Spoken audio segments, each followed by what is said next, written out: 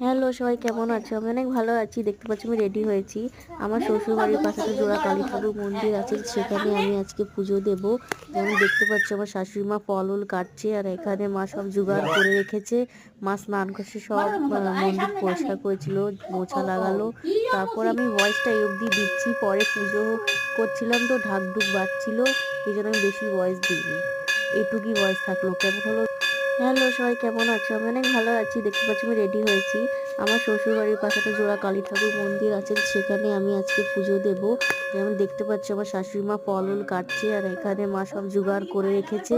মা স্নান করছে, সব মন্দির পরিষ্কার করেছিল, মোছা লাগালো। তারপর আমি ভয়েসটা এই অবধি দিচ্ছি, পরে পুজো করছিলাম তো ঢাক ঢুক বাজছিল, এই জন্য আমি বেশি ভয়েস দিইনি। এইটুকুই ভয়েস থাকলো। কেমন হলো? হ্যালো সবাই কেমন আছো? আমি অনেক ভালো আছি। দেখতে পাচ্ছি আমি রেডি হয়েছি। আমি আজকে আমার শ্বশুরবাড়ির পাশে একটা জোড়া কালী ঠাকুর মন্দির আছে, তো সেখানে আজকে পুজো দেবো একটু।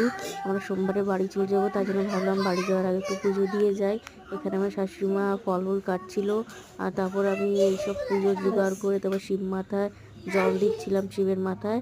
আর আমি ভয়েসটা এই অবধি দিচ্ছি, পরে ঢাক ঢুক বেজেছে। কেমন হলো ভিডিও অবশ্যই বলো। কেমন হলো ভিডিও অবশ্যই বলো। তাই জন্য ভয়েসটা আর দিইনি, আমি ঢাক ঢুক বেজে